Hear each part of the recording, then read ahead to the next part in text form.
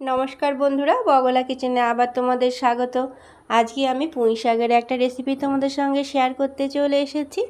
পুঁই শাকের সাথে অনেক রকমের সবজি দিয়ে একটা সুন্দর তরকারি শেয়ার করব। আমি জানি তোমরা অনেকে অনেক রকমভাবে খাও, আমি যেভাবে বানাই সেটাই তোমাদের সঙ্গে আজকে শেয়ার করব। তাহলে চলো কি কি নিয়েছি দেখিয়ে দিই। পুঁই শাক, রাঙা আলু, বেগুন, একটু মিষ্টি কুমড়ো, আর আলু তো অবশ্যই দেব, তবে অল্প। দেখবে অনেক সময় শাকের মধ্যে কাদামাটি থেকে যায়, তো সেই কারণে শাকটাকে ভালো করে ধুয়ে নিয়েছি এবং একটু বড় করে কেটে রেখেছি। আর ডাঁটাগুলোকে মাঝখান দিয়ে চিড়ে নিয়েছি, যেগুলো একটু মোটা ছিল, দিয়ে গায়ের আঁশটা ছাড়িয়ে কেটে নিয়েছি। আর এদিকে রাঙা আলুর খোসা ছাড়িয়ে একটু ডুমো করে কেটেছি, বেগুনটাও বড় করে কেটেছি, আলুটা একটু চৌকো, আর একটু কুমড়োটা বড় করে কেটেছি। কড়াই গরম করে তারপরে সাদা তেল দিয়েছিলাম পরিমাণ মতন। তেলটা গরম হয়ে গিয়েছিল, তখন বড়িগুলোকে দিয়ে দিয়েছি। এবার দেখো বড়িটাও লাল লাল ভাজা হয়ে গিয়েছে, এখন তুলে নেব। বড়ি ভেজে তুলে নেওয়ার পর এই ভাজা তেলের মধ্যেই রান্নাটা করে নেব। দিচ্ছি অল্প পরিমাণে পাঁচফোড়ন, দেব একটা তেজপাতা একটু ছিঁড়ে নিয়েছি, আর একটা শুকনো লঙ্কা। ফোড়নটা একটু তেলের মধ্যে ভালো করে ভেজে নেব যাতে সুন্দর গন্ধ বেরোয়। ফোড়ন থেকে খুব সুন্দর গন্ধ বেরোতে আরম্ভ করে দিয়েছে। এখন আমি দিয়ে দিচ্ছি এক মুঠো চীনা বাদাম বা কাঁচা বাদাম। বাদামটা একটু ভালো করে নাড়াচাড়া করে ভেজে নেব, তবে বেশি পুড়িয়ে ভাজবো না, তাহলে কিন্তু আবার জিনিসটা বাজে হয়ে যাবে, তেতো হয়ে যাবে, খেতে ভালো লাগবে না তখন। তোমরা তোমাদের পরিমাণ বুঝে বাদামটা দিও, একটু বেশি দিলে মন্দ হবে না। বাদাম ভাজা হয়ে গিয়েছে, এর থেকে আর বেশি পোড়াবো না, হয়ে গিয়েছে। এখন আমি কেটে ধুয়ে রাখা সবজিগুলো সব কড়াইয়ের মধ্যে দিয়ে দেব। এবার একটু খুন্তি দিয়ে হালকা করে নাড়াচাড়া করে নিচ্ছি।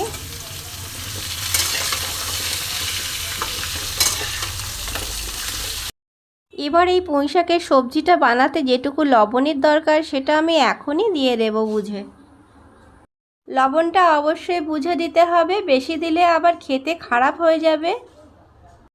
এইবার পরিমাণ মতন হলুদ দিয়ে দেব। লবণ হলুদ দেওয়ার পর সবজিটার সাথে ভালো করে মিশিয়ে নিচ্ছি, দিয়ে একটু হালকা করে ভাজা ভাজা করে নেব। হালকা করে ভাজা ভাজা করে নিয়েছি। এবার আমি ধুয়ে রাখা শাকটা দিয়ে দেব। শাকের পরিমাণটা এখন অনেকখানি আছে, কিন্তু একটু রান্না করার পর শাকটা অনেকখানি কমে যাবে, তো কড়াইয়ে দিয়ে দিলাম পুরোটা। এবার ঢেকে দেব।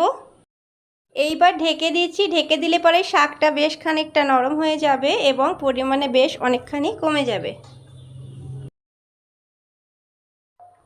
কিছুক্ষণ ঢেকে রাখার জন্য শাক এবং সবজি সব একসঙ্গে সুন্দরভাবে মজে গিয়েছে এবং অনেকখানি পরিমাণে সিদ্ধও হয়ে গিয়েছে। এখন আমি একটু ভাজা বড়ি, একটু আদা গ্রেট করা এবং স্বাদ মতন কাঁচা লঙ্কা চেরা দিয়ে দিচ্ছি, দিয়ে আবার খুব সুন্দর করে মিশিয়ে নেব। তোমরা তোমাদের পছন্দ মতন ঝালটা দিও, কাঁচা লঙ্কাটা যতটা খাবে দিও, বা তোমরা লঙ্কার গুঁড়োও ব্যবহার করতে পারো। এইবার দেখো সব কিছু একসাথে আবার খুন্তি দিয়ে সুন্দর করে মিশিয়ে নিচ্ছি।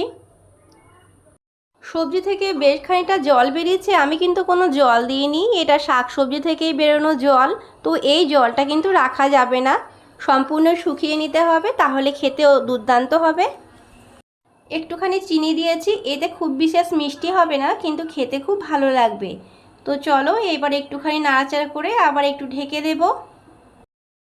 এইবার একটু নাড়াচাড়া করে নিচ্ছি।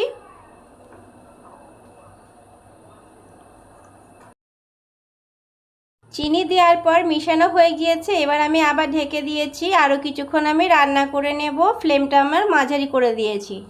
ঢাকাটা খুলে দেখাচ্ছি, দেখো জল কিন্তু আর একদম নেই, সবজির সমস্ত জল শুকিয়ে গিয়েছে।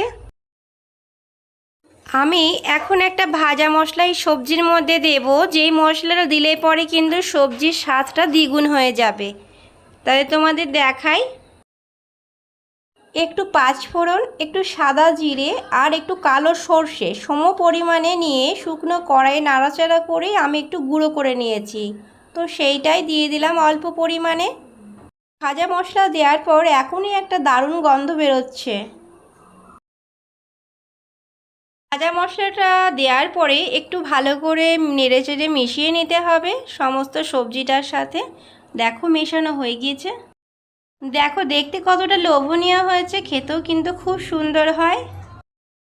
প্লেটে সার্ভ করে তোমাদেরকে দেখাচ্ছি। দেখো আমার রান্না পুরো কমপ্লিট হয়ে গিয়েছে। আমি এর আগেও কিছুটা বড়ি ভেজেছিলাম, তো সেটা রান্না করতে করতে মাঝামাঝি অবস্থাতে আমি বড়িগুলো কিন্তু দিয়ে দিয়েছিলাম এবং শাক সবজির সাথে বড়িটা রান্না করেছি। এখন দেখো আমি আরও কিছুটা ভেজে নিয়েছি, সেটা আগে তোমাদের দেখানো হয়নি, ভেজে ভেঙে রেখেছি। এবার এই ভাজা বড়িগুলো আমি শাকের ওপর দিয়ে সুন্দর করে সাজিয়ে দিচ্ছি। এতে খাবার সময় কিন্তু মচমচে থাকবে বড়িটা এবং খেতেও ভীষণ ভালো লাগবে। ভাজা বড়ির সাথে ঝাল ঝাল মিষ্টি মিষ্টি শাকের এই তরকারিটা খেতে কিন্তু চমৎকার লাগবে সাদা ভাতের সাথে। একবার বাড়িতে নিরামিষের দিন বানিয়েও বন্ধুরা, দেখবে সবাই কিন্তু হাসি মুখে খেয়ে নেবে। আমার রেসিপিটা আজ এই পর্যন্তই বন্ধুরা। তোমরা সকলে ভীষণ ভালো থেকো। আমার ভিডিওটা সম্পূর্ণ দেখার জন্য অসংখ্য ধন্যবাদ রইল, অনেক অনেক বুক ভরা ভালোবাসা। পারলে আমাকে একটু সাপোর্ট করে আমার পাশে থেকো। দেখা হচ্ছে নতুন রেসিপির সাথে। সকলে ভীষণভাবে ভালো থেকো। একটু সাবস্ক্রাইব আর ফলো করে দিও।